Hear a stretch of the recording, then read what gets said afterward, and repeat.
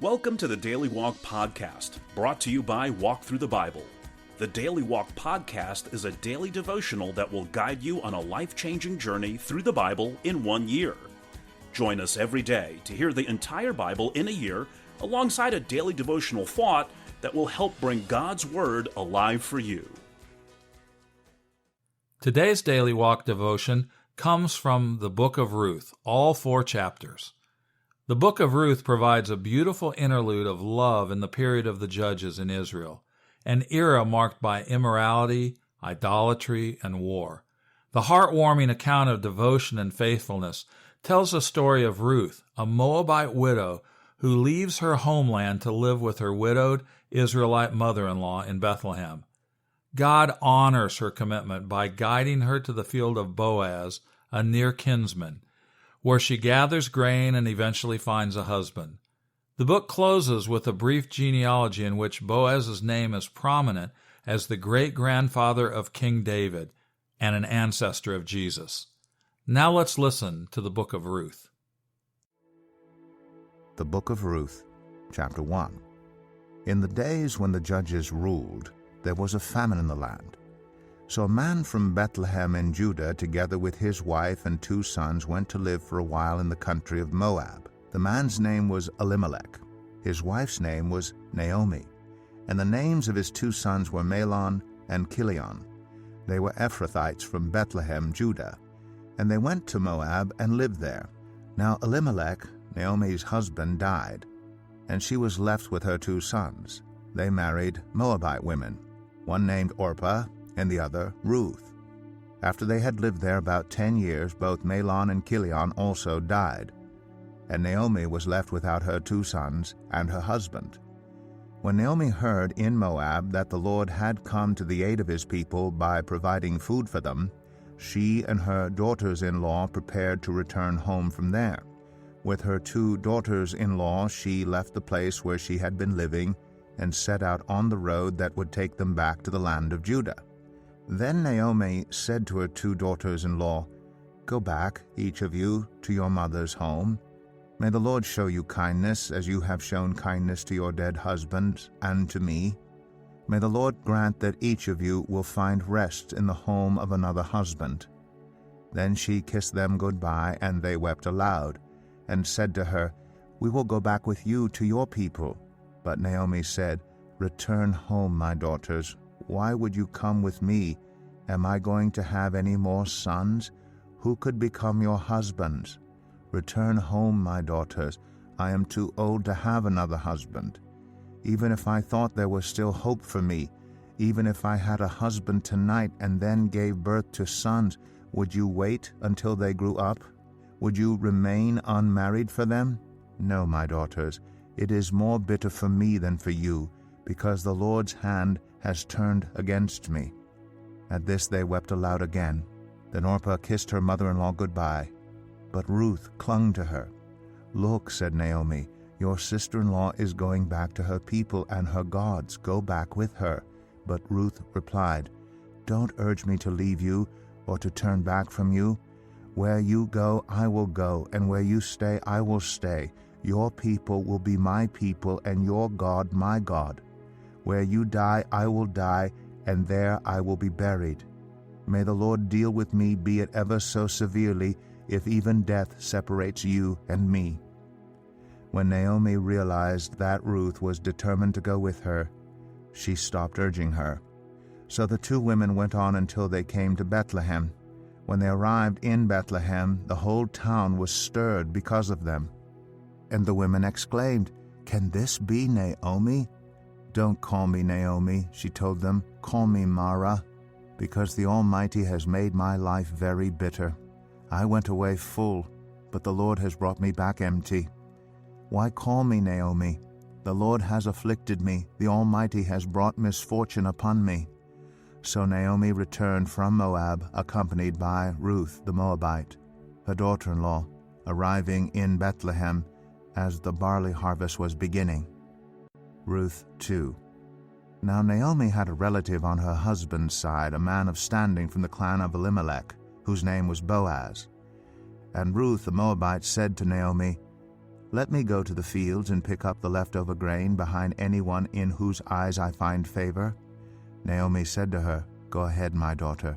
So she went out and entered a field and began to glean behind the harvesters.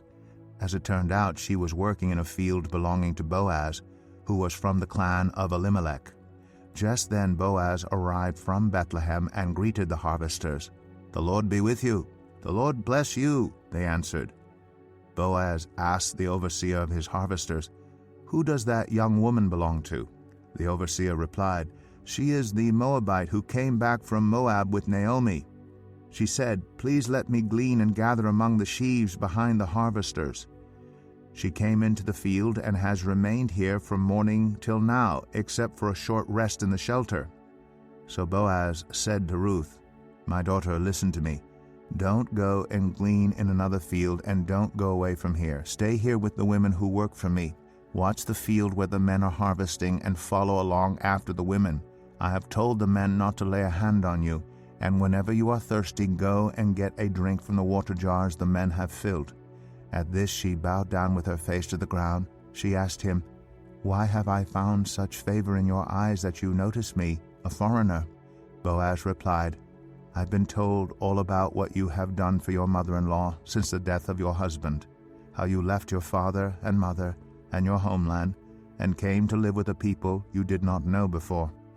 May the Lord repay you for what you have done. May you be richly rewarded by the Lord, the God of Israel, under whose wings you have come to take refuge." "May I continue to find favor in your eyes, my Lord," she said. "You have put me at ease by speaking kindly to your servant, though I do not have the standing of one of your servants."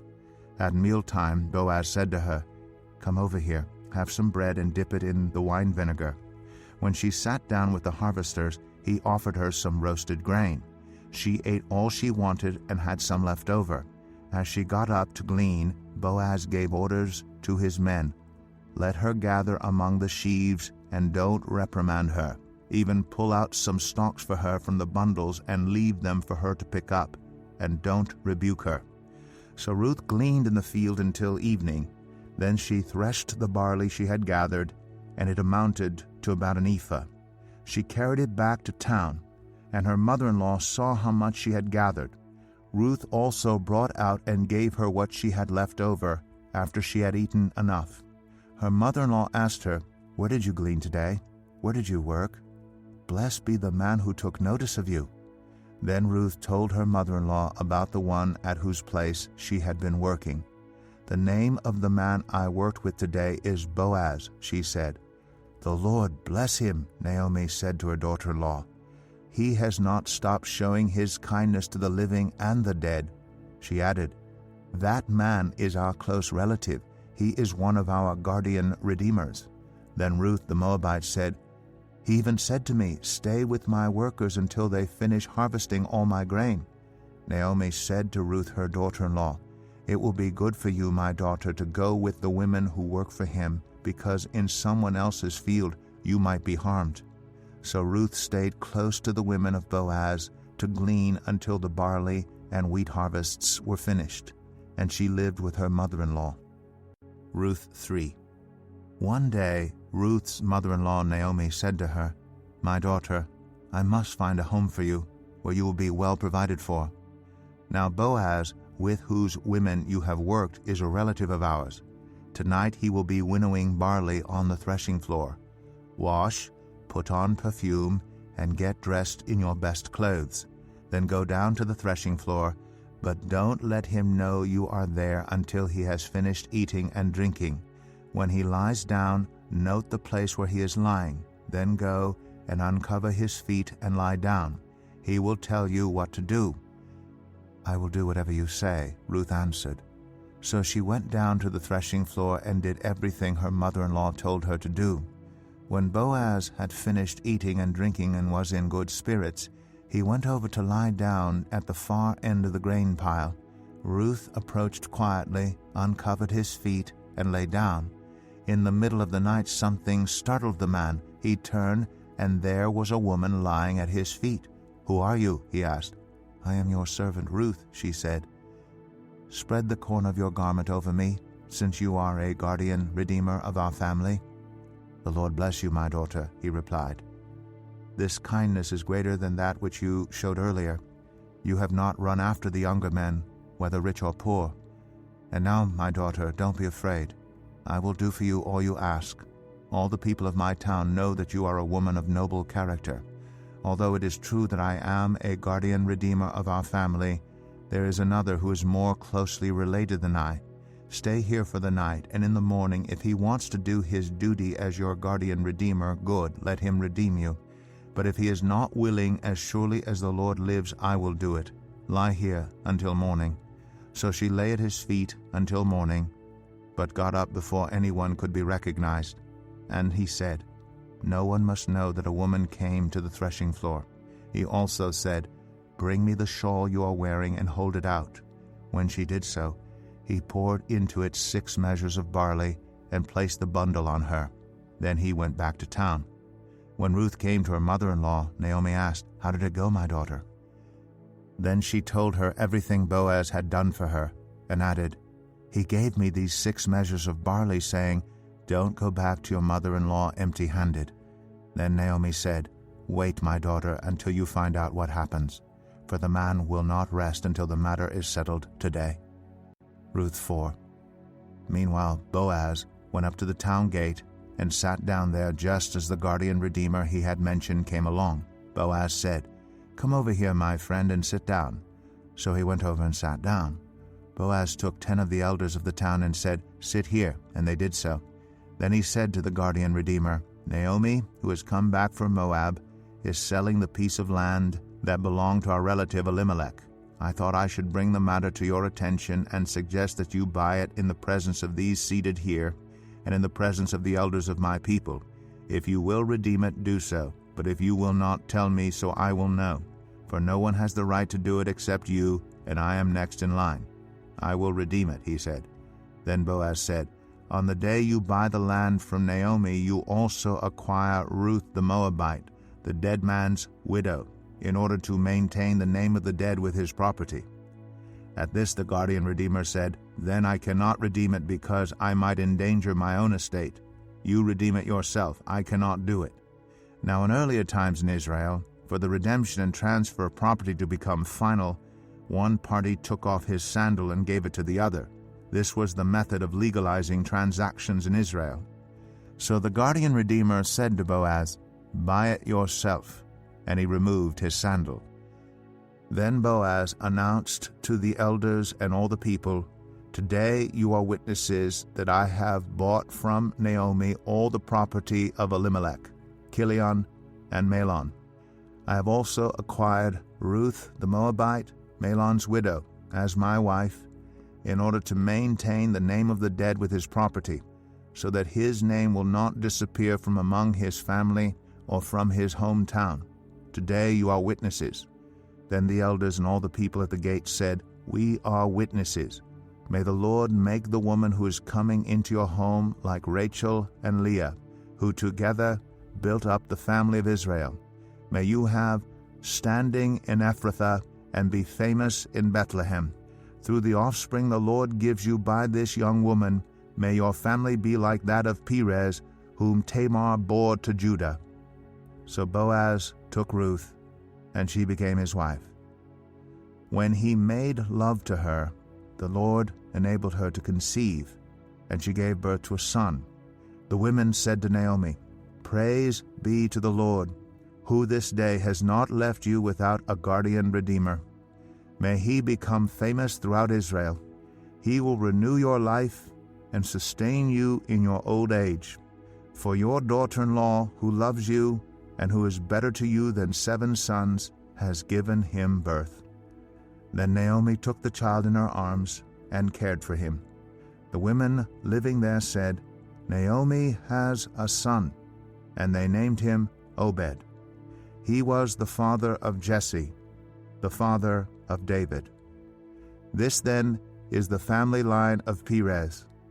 Perez was the father of Hezron, Hezron the father of Ram, Ram the father of Amminadab, Amminadab the father of Nahshon, Nahshon the father of Salmon, Salmon the father of Boaz, Boaz the father of Obed, Obed the father of Jesse, and Jesse the father of David. And now here's our Daily Walk devotional thought for today.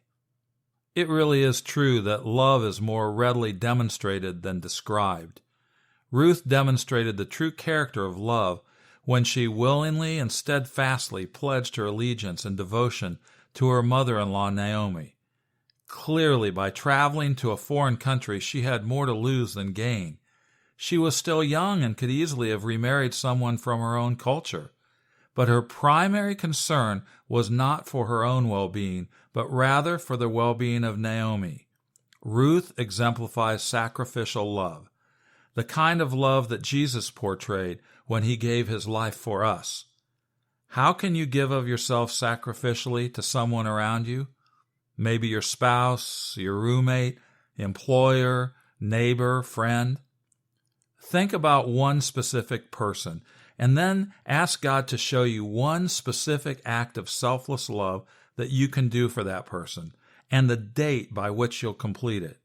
Don't let this stay in theory land. Make it practical and pick a person and a specific act right now.